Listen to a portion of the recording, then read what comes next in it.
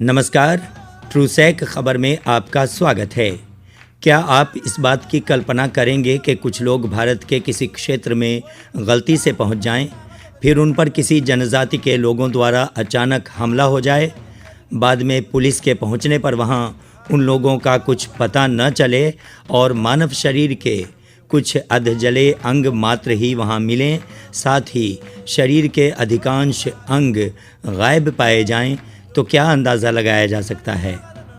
इस बारे में सोचकर ही शरीर में सिहरन सी दौड़ जाती है, लेकिन ये सच्चाई है और ऐसा हुआ है।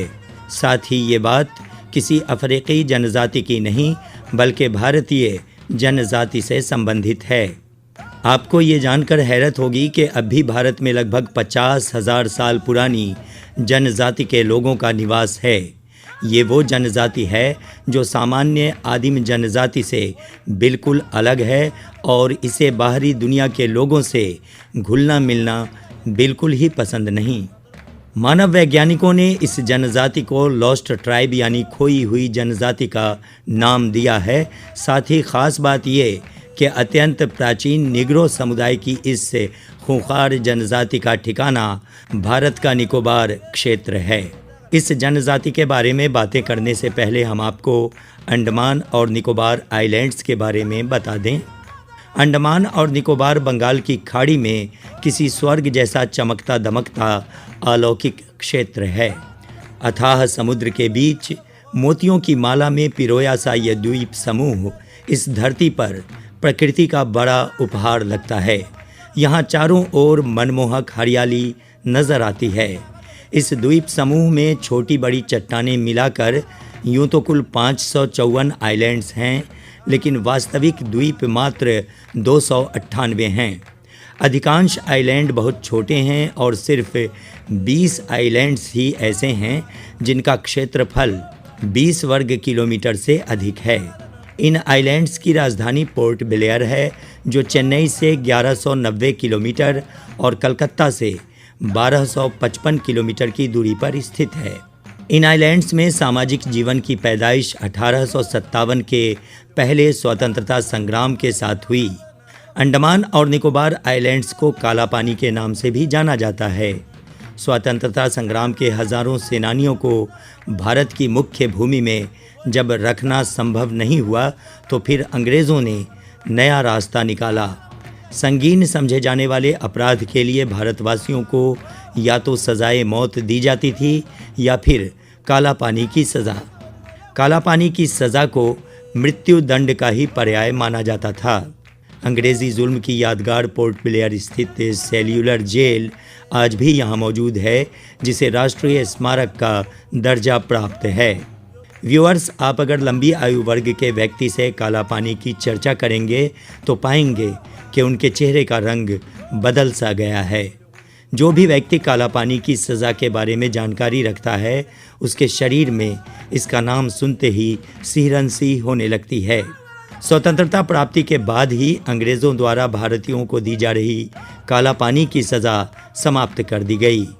फिर स्वतंत्रता सेनानियों की मांग पर सेल्यूलर जेल को राष्ट्रीय स्मारक का रूप दिया गया और सैद्धांतिक रूप से इसे 1969 ईस्वी में स्वीकार किया गया। इसी अंडमान एवं निकोबार आइलैंड्स में अनेक आदिम जनजातियां पाई जाती हैं। 13वीं शताब्दी से पहले तक इन आइलैंड्स के बारे में कुछ खास उल्लेख नहीं मिलता। हाँ, उसके बाद के यात्रा वर्णन में इसकी चर्चाएं अवश्य मिलती हैं। 13वीं शताब्दी में इस क्षेत्र से यात्रा करने वाला R.S. लेविस अपने यात्रा वृत्तांत में यहाँ के निवासियों के बारे में लिखता है कि इस प्रदेश में मानव भक्षी लोग रहते हैं जो देखने में भयानक होते हैं। यदि किसी जहाज़ के नाविक यहाँ अकस्मात किसी समुद्र तट पर उतर जाएं या भयानक तूफान में जहाज़ टूटने से इस प्रदेश में कहीं किनारे लग जाएं और दुर्भाग्यवश कहीं इन लोगों के हाथ पड़ जाएं, तो ये निश्चित रूप से उन्हें मार कर खा जाते हैं। समुद्री मार्ग से विश्व का चक्कर लगाकर 1695 ईस्वी में निकोबार आइलैंड्स पहुंचने वाला इटली का एक डॉक्टर जॉन फ्रांसिस जर्मेली यहाँ के वासियों के बारे में उस समय लिखता है कि ये मानव नहीं पिशाच हैं। जब वे अपने दुश्मन को घायल कर डालते हैं तो उसके बहते हुए खून को चूसने के लिए बड़ी लालसा से दौड़ते हैं। जर्मेली आगे लिखता है कि डच लोगों ने इस प्रकार की निर्दयता खुद अपनी आंखों से देखी थी। अंडमान और निकोबार आइलैंड्स में कई ऐसी जनजातियां पाई जाती हैं जो आदिम हैं। यहाँ की प्रमुख जनजातियां हैं जरावा, ओंगी, संतनली, ग्रेट अंडमानीज और सोमपेन। इनमें जरावा को सबसे खूंखार माना जाता है। ये जनजाति मध्य अंडमान के पश्चिमी भाग और दक्षिणी अंडमान क्षेत्र में रहती है। अंडमान एवं निकोबार समुद्री क्षेत्र में अनेक मूल्यवान वस्तुओं की बहुतायत है। व्हेल मछली की उल्टियाँ यहाँ बहुत मिलती हैं, जिन्हें काफ़ी दुर्लभ माना जाता है और अंतर्राष्ट्रीय बाज़ार में बहुत महंगी बिकती हैं। साथ ही समुद्री शैल, मछलियों आदि की बहुतायत के कारण लालच में पड़कर ताइवान, थाईलैंड, मलेशिया, म्यांमार वगैरह के लोग भी चोरी छुपे इधर आ निकलते हैं। कुछ दशक पहले 4 बांग्लादेशियों का एक दल अवैध रूप से जरावा के क्षेत्र तक पहुंच गया था। उन लोगों ने समुद्र के किनारे रात गुजारी, लेकिन अहले सुबह जरावा ने उन पर हमला करके टीम के 3 सदस्यों को मार डाला।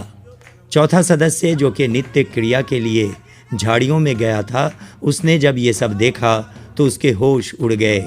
खैर, अपनी जान बचाकर वो किसी तरह पोर्ट ब्लेयर पहुंचा और पुलिस को इसकी सूचना दी।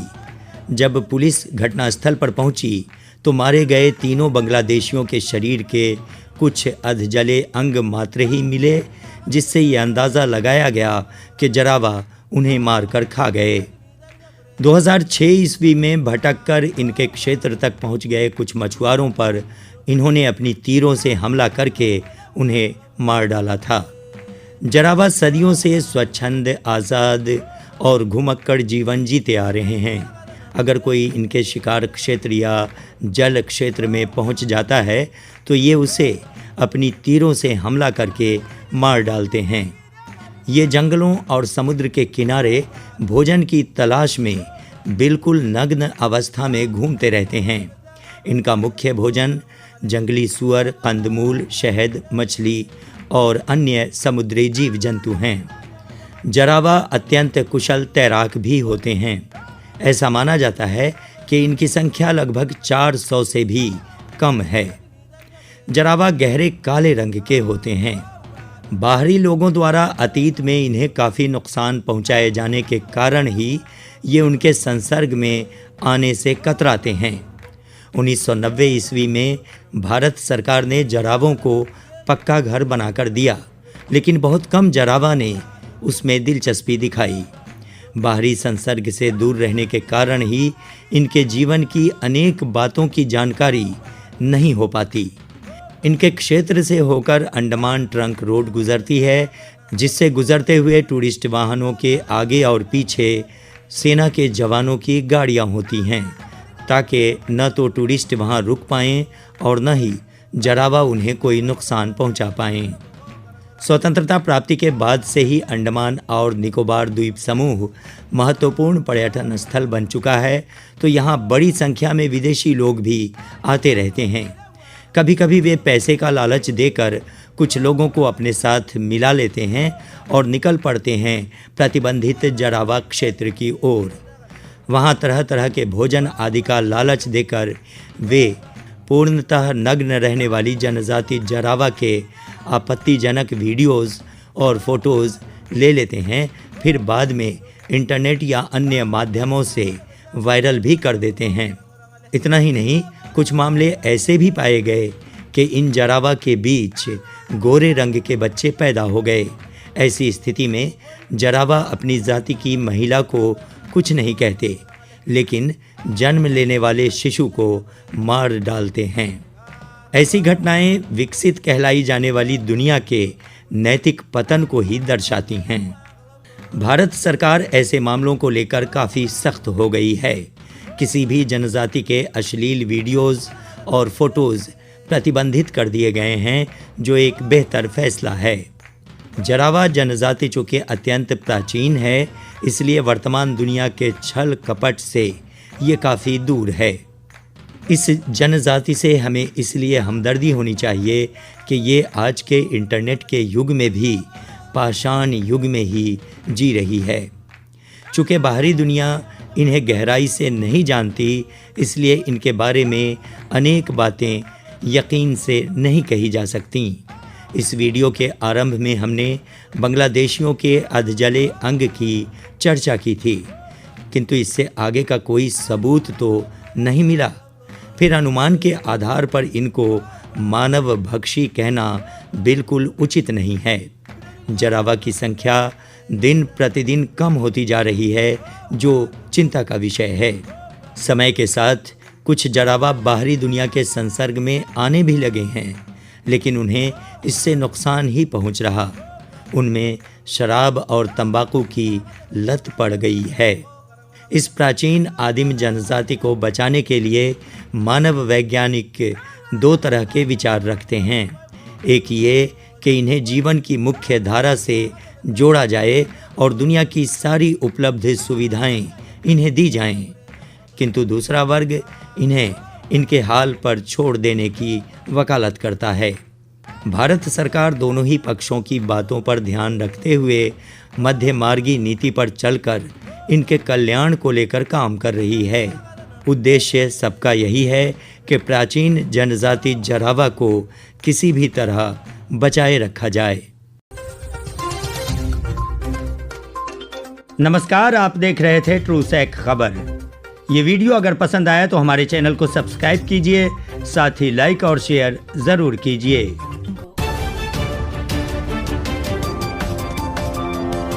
ट्रूसैक खबर, ताकि सच पे रहे आपकी नजर।